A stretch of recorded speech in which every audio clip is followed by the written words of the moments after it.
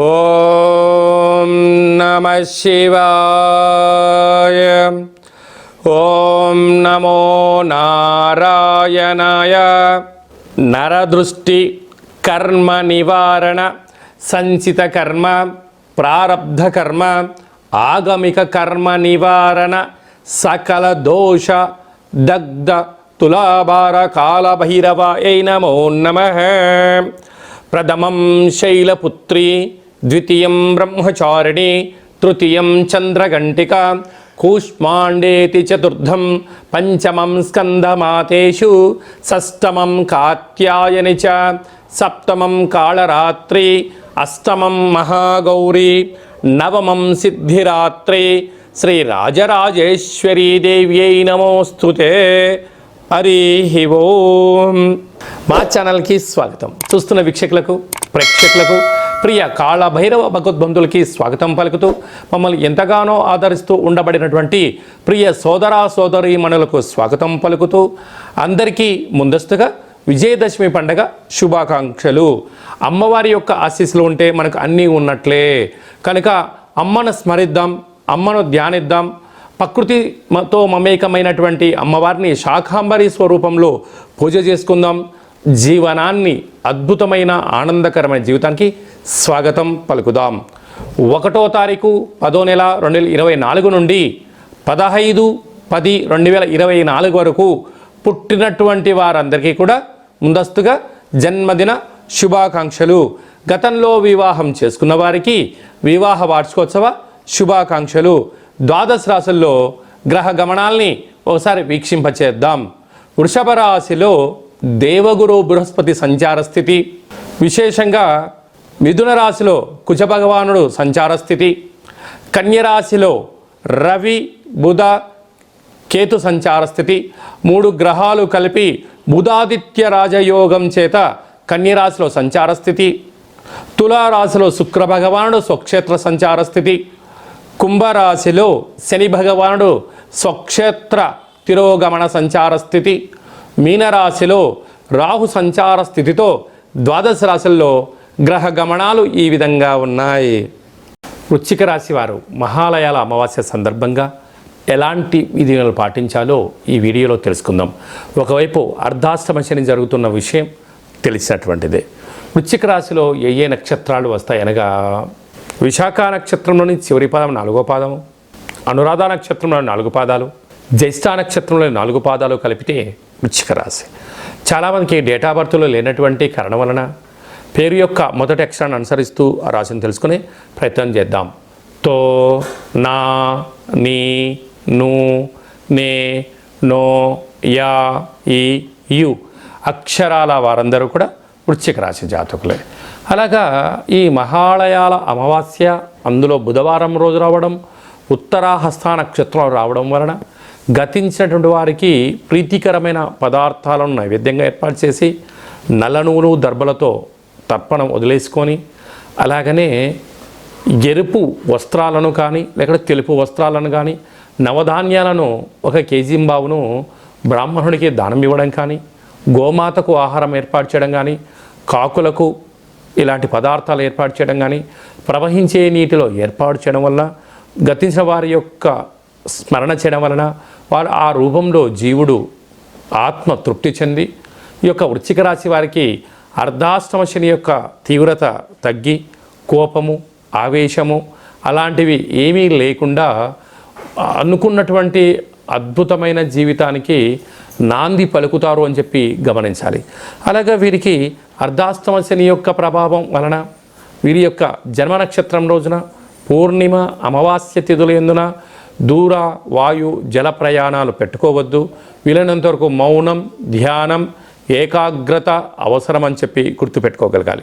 సంతాన స్థానంలో రాహు సంచారము చేయడం వలన పిల్లలతో ఇబ్బందులు, తల్లిదండ్రులతో ఆస్తి పంపకాలలో అనేక రకాలమైన ఇబ్బందులు పొంచి ఉన్నప్పుడు మూడో వ్యక్తులు దూరి ఇటు మీకు చెందకుండా అటు మీ తల్లిదండ్రులు చెందకుండా పరాయి చేతుల్లోకి ఆస్తులు వెళ్ళిపోయే పరిస్థితి చాలా అధికంగా ఉంటుందని చెప్పి గమనించాలి. అలాగనే సప్తమంలో దేవగురు బృహస్పతి సంచారం చేయడం వలన మౌనం, ధ్యానం, ఏకాగ్రత, సత్సంగం వలన ఎంత నెగిటివిటీ యొక్క ప్రభావం ఉన్నా మీరు ఏదైతే అనుకుంటారో దాన్ని సాధించడంలో ముందు వరుసలో వృశ్చిక రాశి వారు ఉంటారో అని చెప్పి గమనించాలి. అష్టమంలో కుజుడు సంచారం చేయడం వలన కుజదోష ప్రభావం కారణం వలన దూరవాయు జల ప్రయాణాలు పెట్టుకోవద్దు. మీ జన్మ నక్షత్రం రోజున అష్టమి, పూర్ణిమ, అమావాస్య తిథుల యందున ఆవేశానికి దూరంగా ఉండడం, మౌనంగా ఉండడం, తగాదాలకు వివాదాలకు దూరంగా ఉండగలిగితే చాలా మంచి కాలం. లేకపోతే వాహన ప్రమాదాలు పొంచి ఉండడం వల్ల అనేక రకాల ఇబ్బందులకు మీకు మీరే కేంద్ర బిందువులు అవుతారు అని చెప్పి గమనించాలి. లాభస్థానంలో బుధాదిత్య రాజయోగం కారణం వల్ల ప్రభుత్వ ఉద్యోగం ప్రయత్నం చేసేవారికి ఇది చాలా మంచి కాలము. వ్యయంలో శుక్ర భగవానుడు ఉండడం వలన విందులు, వినోదాలు, నూతనమైన బంగారు ఆభరణాలు, క్రయ విక్రయాలు చేయడంలో అనంతమైన సంపద ఖర్చు పెట్టబోతున్నారు. కనుక సాఫ్ట్వేర్ ఉద్యోగస్తులు, హార్డ్వేర్ ఉద్యోగస్తులు, స్వయం వృత్తులు, సేవా రంగాలు, వ్యాపార రంగ కార్యక్రమాల్లో ఉండబడిన వారందరికీ కూడా కొద్దిపాటి మౌనం, ధ్యానం, ఏకాగ్రత వలన రాబోయే కాలానికి మంచి ఏర్పాట్లు చేసుకోండి. అవధులు లేనటువంటి జీవితానికి స్వాగతం పలకండి.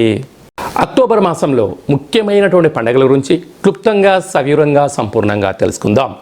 2వ తారీఖు 10వ నెల 2024 భాద్రపద మాస కృష్ణపక్ష అమావాస్య బుధవారము. సాక్షాత్తుగా హరిహరసుతుడైనటువంటి అయ్యప్ప స్వామి వారి యొక్క జన్మ నక్షత్రము, విఘ్నేశ్వర స్వామి యొక్క జన్మ నక్షత్రము కారణం చేత అదే కాకుండా మహాలయాల అమావాస్య అంటారు. అంటే మనకు బహుళపక్షము ప్రారంభం అయినప్పటి నుండి అమావాస్య వరకు గతంలో గతించినటువంటి మన పెద్దలు వారు ఏ తిథి రోజైతే పరమపదింపజేశారో, లేకుంటే ఏ రోజైతే పరమపదింపజేశారో మనము ఆ రోజును గుర్తుపెట్టుకొని వారికి స్వయంపాక కార్యక్రమాలను, మన సనాతన సాంప్రదాయము, మన ఆచార వ్యవహారాలు, ప్రాంతాలను బట్టి వాళ్ళను పెద్దవాళ్ళను తృప్తిపరచడం కోసం ఏమే కార్యక్రమాలు చేస్తామో చేయాలి. అలా పరిసర ప్రభావం చేత కుదరలేనటువంటి వారందరికీ ఈ యొక్క అమావాస్య తిథి యందున తప్పకుండా ఆ గతించిన వారిని స్మరించుకొని వారి ఆత్మ తృప్తి కోసమే ఏదైతే కార్యక్రమాలు చేస్తామో మనకు వారి యొక్క ఆశీస్సులు ఉంటాయి. అలాగనే బ్రాహ్మణుడికి కానీ స్వయంపాకం దానం ఇవ్వడము, గోమాతకు పచ్చడి గడ్డిని, తౌడు లాంటివి ఏర్పాటు చేయడము, పక్షులకు అనగా కాకులకు ప్రత్యేకంగా అన్నం వండి వాళ్ళ పేరు మీద ఏర్పాటు చేయడము, బీదలకు ఆహారాన్ని ఏర్పాటు చేయడము, శునకపు మహారాజులకు అనగా కుక్కలకు దానం చేయడం వలన గతించిన వారు ఆ రూపంలో వచ్చి వారు స్వీకరించి మనల్ని ఆశీర్వదించి వెళ్తారు అనేటువంటిది సనాతన ధర్మం చెప్తుంది. కనుక మనమందరము కూడా గతించిన వారిని స్మరిద్దాం, వారి యొక్క ఆశీస్సులు పొందుదాం. అలా కుదరలేదు అనుకుంటున్న వారందరూ ఈ కింది నెంబర్ సంప్రదించినట్లయితే, మీ యొక్క పెద్దవారి యొక్క గోత్రనామాలను పంపించినట్లయితే మన యొక్క కాళభైరవ స్వామి యొక్క దేవాలయంలో ఏర్పాటు చేయడం జరుగుతుంది. కనుక ఈ కార్యక్రమం అంతా కూడా మీకు వాట్సాప్ కాల్, వీడియో కాల్ ద్వారా చూపించడం జరుగుతుందని చెప్పి గమనించగలగాలి. ఇంకొంచెం శక్తి కలిగింది కాశీలో ఏర్పాటు చేయడం, ఇంకొంచెం వెసులుబాటు కలిగింది మనకు గోకర్ణ క్షేత్రంలో మహాదేవుడి యొక్క ఆత్మ శివలింగం అక్కడ ఉంటుంది. కనుక అక్కడ చేసుకోవడం వలన కూడా వారి యొక్క ఆశీస్సులు ఉంటాయని చెప్పి గమనించాలి. అలాగే ఈ సంవత్సరం మనము గోకర్ణ క్షేత్రంలో ఇలాంటి కార్యక్రమాలు ఏర్పాటు చేస్తున్నాం. ఆసక్తి గలవారు ఈ కిందను సంప్రదించి గోకర్ణ క్షేత్రంలో స్వామివారి యొక్క ఆశీస్సులు పొందే ప్రయత్నం చేద్దాం. శివుడి యొక్క ఆశీస్సులు అంటే కైలాసం నుంచి తీసుకొచ్చినట్టు మహాలింగం అక్కడ ఉంది కనుక వారి అందరినీ కూడా శివైక్యం చెందిన వారందరినీ కూడా ఆ పరమేశ్వరుడి యొక్క ఆశీస్సుల కోసమే ప్రయత్నం చేద్దామని చెప్పి గమనించాలి. అలాగనే ఈ యొక్క ఆశ్వీజ మాసం అంతను కూడా అంటే మనకు 2వ తారీఖు అమావాస్య అయిపోయింది. 3/10/2024 నుండి దుర్గా శరణవరాత్ర మహోత్సవ కార్యక్రమాలు ప్రారంభమవుతున్నాయి. అలాగనే 9వ తారీఖున షష్ఠి బుధవారము మూలా నక్షత్ర సందర్భంగా 3 సంవత్సరములు పడినటువంటి చిన్నపిల్లలకు మొట్టమొదటిసారిగా అక్షరాభ్యాసం చేయించాలి అనుకుంటున్న వారందరూ కూడా మహాసరస్వదేవి అలంకారం రోజున చిన్నపిల్లలకి అందరికీ కూడా అక్షరాభ్యాసం చేయించి వారిని పాఠశాలకు పంపించినట్లయితే సర్వత్రా అమ్మవారి యొక్క ఆశీస్సులు ఉంటాయని చెప్పి గమనించగలగాలి. అలాగనే 11వ తారీఖున అష్టమి, దుర్గాష్టమి, కాళాష్టమి అని చెప్పుకుంటాం. అనగా అష్టమి రోజున ఫ్యాక్టరీలు, కర్మాగారాలు, వాహనాలు, ఇళ్లకు, వ్యాపార సంస్థలకు మనము ఆయుధ పూజ చేసి ఒక గుమ్మడికాయను నిమ్మకాయను ఛేదింపచేయడము, పెరగన్నాన్ని నైవేద్యంగా పెట్టుకోవడం వలన అమ్మవారి యొక్క ఆశీస్సులు పుష్కలంగా ఉంటాయని చెప్పి గమనించగలగాలి. అలాగనే 12వ తారీఖున విజయదశమి పండగ కనుక విజయం కలిగించడం కోసం మనమందరం కూడా ప్రతి సంవత్సరం ఏదో ఒక కార్యక్రమాన్ని దిగ్విజయం పరుచుకోవాలి అనుకుంటున్న వారందరూ కూడా ఆ రోజు అమ్మవారికి పూజ చేసుకొని నమస్కారం చేసుకొని పనులు ప్రారంభించడం వలన జయహో విజయోహో అనేటువంటి శక్తి మనందరికీ కలుగుతుందని చెప్పి గమనించాలి. ఆ రోజు సాయం సంధ్యా కార్యక్రమంలో శమీ వృక్షపు పూజ చేసుకొని ఆ యొక్క బంగారాన్ని తీసుకొని వెళ్ళి అమ్మవారి దగ్గర పెట్టి పూజ చేసుకోవడం, తల్లిదండ్రులకు, గురువులకు, పెద్దలకు, సన్నిహితులకు ఇచ్చి వారి ఆశీర్వచనం తీసుకోవడం వలన మనకు సర్వత్రా ఆ అమ్మవారి యొక్క ఆశీస్సులు ఉంటాయని చెప్పి గమనించాలి. అప్పుడు ఈ మంత్రాన్ని ఉచ్చరింపచేయాలి.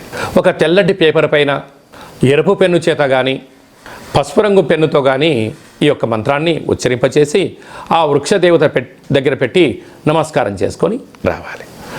ఓం శమి శమైతే పాపం శమి శత్రు వినాశనం అర్జునస్య ధనుర్ధారీ రామస్య ప్రియదర్శనం శ్రీ అపరాజితాదేవ్యై నమోస్తుతే అనేటువంటి మంత్రాన్ని 27 సార్లు ఉచ్చరింప చేసుకొని అక్కడ అమ్మవారి దగ్గర ప్రదక్షిణ చేసి నమస్కారం చేసుకోవడం వలన రాముడు ఎంతటి విజయాన్ని పొందాడో మనకు కూడా అలాంటి విజయాన్ని ప్రసాదించమని అమ్మవారిని కోరుకుందాం. కనుక ఈ అక్టోబర్ మాసంలో అమ్మవారి యొక్క ఆశీస్సుల కోసం కనీసం ఈ 9 శరన్నవరాత్రుల రోజుల ఆవాసం ఉండడం, భగవంతుడు అమ్మవారి యొక్క సేవలో ఉండడం, లలిత సహస్రనామ పారాయణ వినడం, ఏది మంత్రాన్నైనా ఒక మంత్రాన్ని సాధన చేయడం వలన మనకు అద్భుతమైనటువంటి ఆయుర్శక్తి కలుగుతుందని చెప్పి గమనించాలి. అలాగనే ఈ యొక్క ఆశ్వీజ మాసంలో ఈ యొక్క దుర్గాష్టమి అంటే ఆ అష్టమి రోజున కాళభైరవ స్వామి యొక్క స్మరణ, కాళికామాత యొక్క ఆశీస్సులు మనకు కావాలన్నట్లయితే ఈ కిందెమరు సంప్రదించినట్లయితే మీకోసం ప్రత్యేకంగా కాళభైరవ హోమ కార్యక్రమం చేయించి వీడియో కాల్ ద్వారా చూపించి ప్రసాదంగా మీకు ఏర్పాటు చేయడం జరుగుతుందని చెప్పి గమనించాలి. ఈ యొక్క పాత్ర కంచు పాత్ర అంటే కంచు మోగినట్టు కనకము మోగదు గదరాసుమతి అని చెప్తూ ఉంటారు.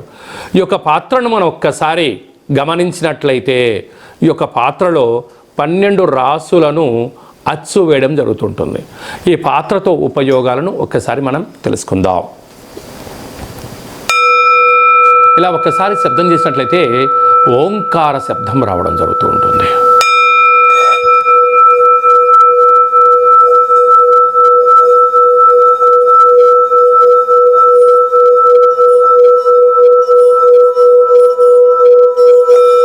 ఈ ఓంకార శబ్ద ధ్వరితాన్ని మనం ఇంట్లో ఏర్పాటు చేసుకోవడం వలన మనిషి శరీరంలో ఉండబడినటువంటి షట్చక్రాలు వికసింప చేసుకోవడం, గృహంలో ఉండబడినటువంటి జ్యేష్ఠాదేవి బయటికి వెళ్ళిపోవడం, గ్రామంలో దేశంలో సంచరించేటువంటి మహాలక్ష్మీదేవి అమ్మవారు గళ్ళు గళ్ళుమంటూ మన ఇంటికి రావడం, ఇంట్లో లక్ష్మీదేవి స్థిర నివాసంగా ఉండడం, నరదృష్టి, శత్రు ప్రభావాలు, ఆర్థిక ఇబ్బందులు తొలగిపోతాయని చెప్పి గమనించాలి.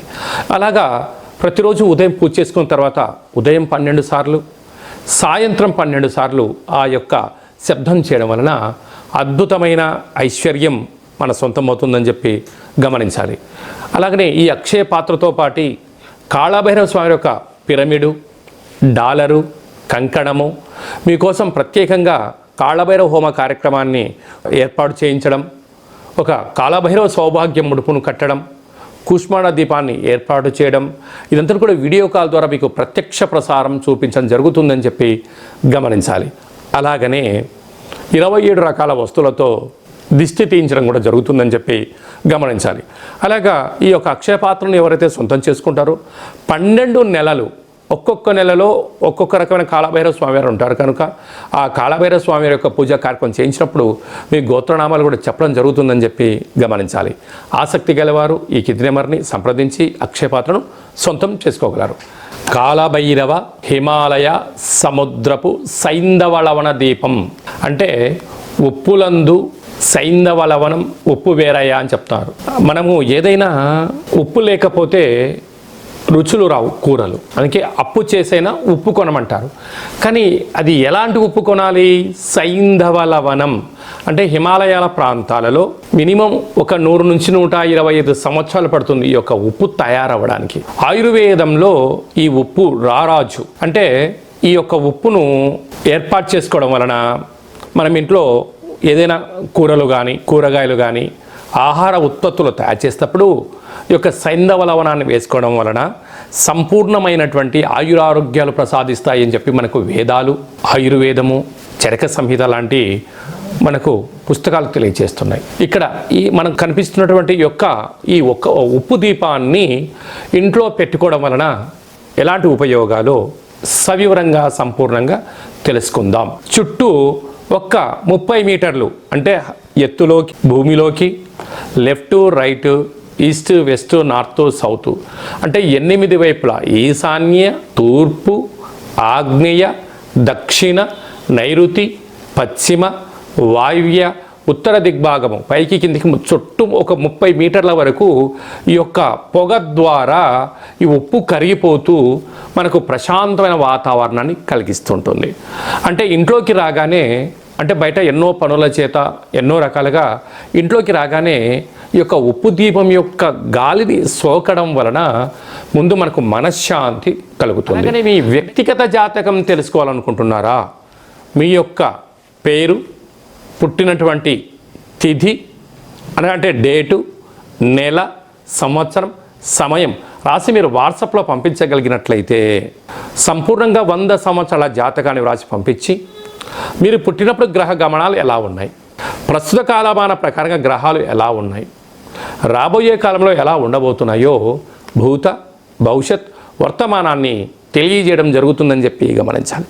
చాలామందికి పుట్టినటువంటి కాల సమయంలో డేటా బర్తులు లేనటువంటి వారికి పేరు యొక్క మొదటి అక్షరాన్ని అనుసరిస్తూ రాశిని తెలియచేస్తూ గ్రహ సంచార స్థితిని తెలియచేస్తూ భూత భవిష్యత్ వర్తమానాన్ని గవ్వళ ద్వారా అనగా రమణ శాస్త్రం ద్వారా కాళభైరవ ఉపాసన చేత మీకు తెలియజేయడం జరుగుతుంది. ఆసక్తి గల వాళ్ళు మన యొక్క జాతకాన్ని ముందస్తుగా తెలుసుకొని భవిష్యత్తులో ఎలాంటి మార్పులు, మంచి మార్పులు రాబోతున్నాయి, ఎలాంటి అడ్డంకులు ఉన్నాయో తెలుసుకొని జీవిత గమన ప్రయాణంలో మనం ప్రయాణం చేయగలిగినట్లయితే అద్భుతమైనటువంటి జీవితాన్ని ఆస్వాదించడం, ఆనందకరమైన జీవితానికి మనము స్వాగతం పలకడం, అష్ట కష్టాలకు స్వస్తి పలకడం, అష్ట ఐశ్వర్యాలకి స్వాగతం పలుకుతామని చెప్పి గమనించాలి. కనుక మీ వ్యక్తిగత జాతకం తెలుసుకోవాలనుకుంటున్నట్లయితే ఈ కింది నెంబర్ని వాట్సాప్ ద్వారా కానీ, ఆన్లైన్ ద్వారా కానీ, ఫోన్ కాల్ ద్వారా కానీ అపాయింట్మెంట్ తీసుకొని సంప్రదించగలరు. అందరికీ ఆధ్యాత్మిక సలహాలు, సూచనలు ఇవ్వడం జరుగుతుందని చెప్పి గమనించాలి. అలాగనే మీ అబ్బాయికి కానీ అమ్మాయికి కానీ ఎంత ప్రయత్నం చేసినా వివాహం అవ్వడం లేదా? ఎందుకు వివాహం అవ్వడం లేదు? జాతకంలో ఎలాంటి యోగాలు ఉన్నాయి, ఎలాంటి దోషాలు ఉన్నాయి తెలుసుకునే ప్రయత్నం చేద్దాం. వచ్చేటి వధువు కానీ వరుడు యొక్క జాతకాన్ని, మన యొక్క అబ్బాయి అమ్మాయి జాతకాన్ని గణాలు గుణాలు ఎలా కలుస్తున్నాయో తెలుసుకుందాం. వివాహ తదనంతరం వీరి యొక్క వైవాహిక జీవితం సంతాన యోగము, గృహయోగము, వ్యాపార యోగము, సామ్రాజ్య పట్టాభిషేక యోగము అలాంటి ఎన్ని యోగాలు ఉన్నాయో కూడా ముందస్తుగా తెలుసుకునే ప్రయత్నం చేద్దాం.